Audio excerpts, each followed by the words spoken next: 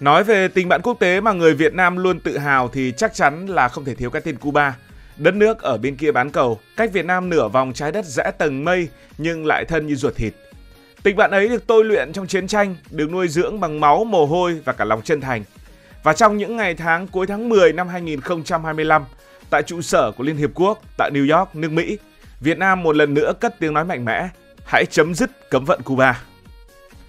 Ngày 28 và 29 tháng 10, Đại hội đồng Liên Hợp Quốc khóa 80 họp để xem xét nghị quyết mang tên sự cần thiết phải chấm dứt cấm vận kinh tế, thương mại và tài chính của Hoa Kỳ với Cuba. Nghị quyết này năm nào cũng được đưa ra và năm nào gần như Cuba cũng thắng áp đảo. Năm 2025 lại đặc biệt khi 165 quốc gia bỏ phiếu thuận, chỉ 7 bỏ phiếu chống và 12 bỏ phiếu trắng. Một lần nữa thế giới đồng lòng nói cấm vận Cuba nên chấm dứt. Việt Nam vẫn luôn kiên định ủng hộ Cuba giữ vững độc lập, chủ quyền, quyền tự quyết và quyền phát triển của mình. Mọi biện pháp cấm vận cần được dỡ bỏ hoàn toàn và vô điều kiện. Việt Nam, một đất nước cũng từng bị cấm vận, giờ đây lên tiếng bảo vệ một dân tộc đang bị cấm vận. Đó là một hình ảnh đẹp của tình nghĩa quốc tế. Cụ thể, Cuba đang bị cấm vận ra sao? Bởi vì thường chúng ta chỉ nghe nói là Cuba bị cấm vận nghe rất chung chung, không biết là bị cấm vận cụ thể những gì. Để hiểu vì sao thế giới đồng cảm với Cuba đến vậy, hãy nhìn lại lịch sử. Từ năm 1962, Mỹ đã bắt đầu áp đặt lệnh cấm vận toàn diện với Cuba sau khi cách mạng Cuba thành công và lãnh tụ Fidel Castro quốc hữu hóa các công ty của Mỹ. Từ đó đến nay, hơn 60 năm trôi qua, Cuba gần như bị cắt đứt khỏi hệ thống kinh tế toàn cầu do Mỹ kiểm soát. Cấm vận này không chỉ là cấm buôn bán với người Mỹ, mà nó là một mạng lưới trừng phạt phức tạp ảnh hưởng đến mọi lĩnh vực trong đời sống của người dân Cuba. Cụ thể, đầu tiên là cấm giao thương hàng hóa, tức là mọi công ty Mỹ bị cấm xuất khẩu hay nhập khẩu bất kỳ sản phẩm nào với Cuba. Ví dụ, Cuba không thể mua phân bón, máy móc nông nghiệp, phần mềm hay thậm chí là linh kiện điện tử có nguồn gốc từ Mỹ. Hai là cấm vận tài chính, tức là ngân hàng Mỹ và các ngân hàng có giao dịch bằng đồng đô la Mỹ bị cấm chuyển tiền đến Cuba và Cuba sẽ không có ngoại tệ. Cuba không thể thanh toán quốc tế bằng đồng đô la Mỹ, họ buộc phải vòng qua những kênh khác với chi phí cao gấp vài lần. Mỗi lần chuyển tiền thì Cuba lại mất tiền phí trung gian. Thứ ba là cấm vận y tế và dược phẩm. Cuba không thể mua thuốc men hoặc thiết bị y tế do Mỹ sản xuất, dù là thuốc cứu người. Thậm chí các công ty nước ngoài có sử dụng linh kiện hoặc công nghệ của Mỹ cũng không được phép bán cho Cuba. Hệ quả là nhiều bệnh viện Cuba vẫn đang dùng máy móc cũ từ những năm 1980 và nhiều bệnh hiếm không có thuốc điều trị. Thứ tư là cấm vận du lịch và vận tải. Mỹ cấm tàu thuyền cập cảng Cuba nếu trong vòng 6 tháng trước đó từng ghé qua cảng của Mỹ. Các hãng du lịch của Mỹ cũng bị cấm đưa công dân đến Cuba. Điều này khiến ngành du lịch, nguồn thu rất lớn của Cuba, lao đao suốt nhiều năm. Thứ năm là cấm vận năng lượng. Cuba không thể mua dầu hoặc khí đốt từ Mỹ, cũng không được nhập thiết bị năng lượng tái tạo. Điều này khiến hòn đảo khoảng 11 triệu dân này thường xuyên bị mất điện diện rộng. Thứ sáu là cấm đầu tư và kiều hối. Người Mỹ không được phép đầu tư góp vốn hay là gửi kiều hối cho thân nhân Cuba quá một mức cụ thể nào đó.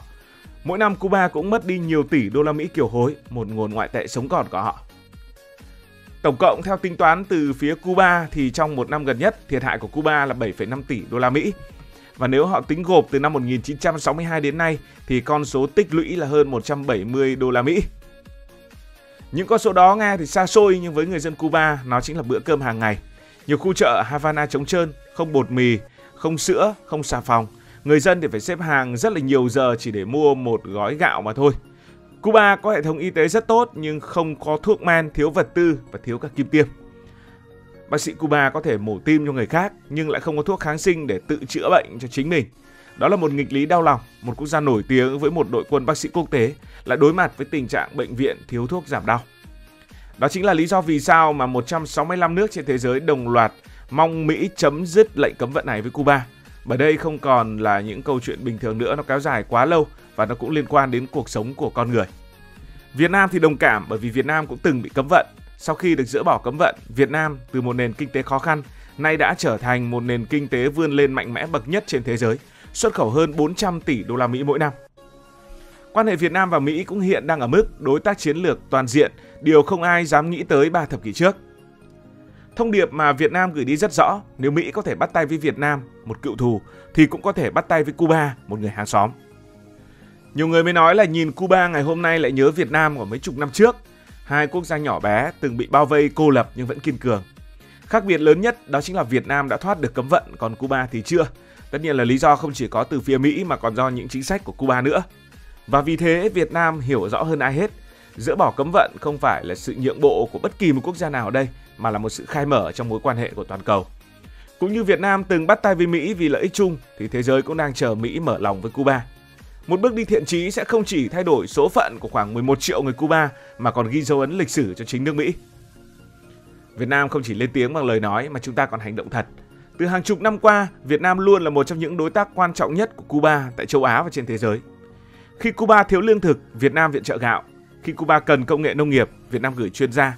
Khi Cuba gặp khó khăn, Việt Nam viện trợ tiền và các loại hình thức khác nhau. Và hiện nay, giống lúa CT16 Made in Việt Nam đã được trồng rộng rãi trên những cánh đồng Cuba. Người dân Cuba gọi giống lúa này là hạt gạo của những người bạn Việt Nam. Trên những thửa ruộng tại Cuba, cờ đỏ sao vàng tung bay bên cạnh lá cờ Cuba, một hình ảnh đẹp như biểu tượng của tình bạn giữa hai dân tộc cùng chí hướng. Đó chính là cách mà Việt Nam gửi đi thông điệp mạnh mẽ của mình. Việt Nam không chỉ kêu gọi công lý bằng lời nói mà còn gieo những hạt giống của nó xuống đất. Không chỉ Việt Nam mà hầu hết các tổ chức quốc tế đều lên tiếng ủng hộ Cuba. Nhiều quốc gia Nam Mỹ như là Brazil, Venezuela thậm chí tuyên bố sẵn sàng mở rộng thương mại song phương với Cuba. Thực tế thì nước Mỹ cũng đã có những thời điểm rất mở lòng với Cuba. Nhưng mà trong chính trị Mỹ, Cuba vẫn là một vấn đề nhạy cảm và mấu chốt nằm ở bang Florida, nơi cộng đồng người Cuba lưu vong có ảnh hưởng cực lớn đến các cuộc bầu cử. Florida nhìn qua biển là đến Cuba, cách đảo Cuba khoảng 150 cây số, và từ đầu thập niên 1960, nơi đây trở thành điểm đến chủ yếu của những người Cuba lưu vong. Khi đó thì Mỹ đã ban hành chính sách gọi là cánh tay mở rộng, tức là bất kỳ ai đặt chân lên đất Mỹ đều được cấp quy chế tị nạn ngay lập tức. Chỉ cần đặt chân lên đất Mỹ, dù vượt biển bằng thuyền gỗ, bằng bè nứa hay là thùng phi thì nghiễm nhiên được ở lại. Chính sách này được gọi nôm na là chân ướt chân khô. Chân khô là gì? Chân khô là chân đã đặt lên đất và sẽ được hỗ trợ chính sách. Còn chân ướt có nghĩa là vẫn đang ở dưới biển. Thế là trong suốt hàng thập kỷ, hàng triệu người Cuba đã rời bỏ quê hương, tạo ra một cộng đồng lưu vong đông đảo ở Mỹ. Và cộng đồng này chỉ đứng sau người Mexico mà thôi. Đến nay có khoảng hơn 1,4 triệu người gốc Cuba đang sinh sống tại Mỹ và gần 80% trong số đó tập trung ở Florida. Cuba thì nói tiếng Tây Ban Nha và ở Florida thì người ta cũng nói tiếng Tây Ban Nha, thậm chí còn nhiều hơn cả tiếng Anh. Tất cả những cái gì đặc sắc nhất ở đây cũng thường mang dấu ấn của Cuba. Vì thế ở Florida, Miami thường được gọi bằng một cái tên rất là thú vị, đó là Havana thứ hai. Ý nói đến đây là nơi tập trung rất nhiều người Cuba. Thế nhưng cộng đồng này thì không chỉ gói gọn trong nỗi nhớ quê hương Cuba mà họ còn là một thế lực chính trị rất quan trọng. Từ giữa thế kỷ 20, nhiều người Cuba di tản đã trở thành doanh nhân, thành chủ ngân hàng, thành nghị sĩ, thậm chí là thống đốc. Ảnh hưởng của họ lan rộng khắp chính trường của nước Mỹ. Những cái tên như là Bob Menendez hay là gần đây là Marco Rubio đều là những nhân vật có tiếng nói mạnh mẽ trong chính sách của nước Mỹ liên quan trực tiếp đến Cuba. Thế nên chính quyền nào muốn giành được ưu thế tại Florida thì đều phải nghe theo tiếng nói của những người Cuba tại đây. Vì Florida là bang dao động, thế nên bang này lại càng được quan tâm lớn. Chính người Cuba lưu vong ở đây với khối cử tri kỷ luật, kiên định và đông đảo có thể quyết định ai sẽ ngồi vào Nhà Trắng. Điều đặc biệt là phần lớn người Cuba lưu vong, những người lớn tuổi đều bỏ phiếu cho Đảng Cộng Hòa. Họ tin rằng chỉ bằng cách siết chặt cấm vận, chính quyền Cuba mới sụp đổ và ngày họ được trở về quê hương mới đến. Vì thế khi Tổng thống Barack Obama bình thường hóa quan hệ với Cuba vào năm 2015, nhiều người ở Miami đã phản đối dữ dội. Nhưng dù ai nói gì thì trong thực tế, không tổng thống nào dám phớt lờ lá phiếu ở Florida, nơi mà mỗi kỳ bầu cử đều sẽ trở thành một cuộc chiến không khoan nhượng. Dĩ nhiên không phải tất cả người Cuba ở Mỹ đều cùng mang một tâm thế. Thế hệ trẻ, thế hệ con cháu của những người di cư năm xưa đang thay đổi. Họ không còn tư duy như cha ông của mình. Họ nhìn quê hương Cuba với ánh mắt thông cảm hơn. Nhiều bạn trẻ Mỹ gốc Cuba đã trở về thăm đảo, tìm lại gốc gác, học tiếng Tây Ban Nha của ông bà. Những cuộc khảo sát gần đây cho thấy phần lớn người Cuba sinh sau năm 1990 ủng hộ bình thường hóa quan hệ Mỹ-Cuba và phản đối cấm vận. Thế nhưng tiếng nói của họ vẫn còn nhỏ bé trước thế hệ đi trước, những người đang nắm quyền lực, tài chính và truyền thông. Bởi thế dù tại Liên Hợp Quốc, 165 quốc gia đồng lòng kêu gọi Mỹ chấm dứt cấm vận Cuba, thì ở ngay trong chính nước Mỹ vẫn có một bức tường mang tên Miami, nơi cộng đồng người Cuba lưu vong vẫn còn day dứt và ảnh hưởng sâu sắc tới những quyết định của Nhà Trắng. Có lẽ chỉ khi những người Cuba ở hai bờ biển Miami và Havana nhìn nhau bằng một ánh mắt bao dung thì lệnh cấm vận sau hơn 6 thập kỷ mới thực sự khép lại. Cảm ơn vì đã quan tâm theo dõi câu chuyện này. Nếu cảm thấy thú vị, bạn hãy nhấn nút đăng ký kênh để ủng hộ ekip sản xuất. Còn bây giờ thì xin được nói lời chào tạm biệt từ bình luận viên Hải Thanh Story. Cảm ơn các bạn đã dành sự đồng hành cùng Hải Thanh Story. Đi qua những vùng đất, khám phá những điều mới.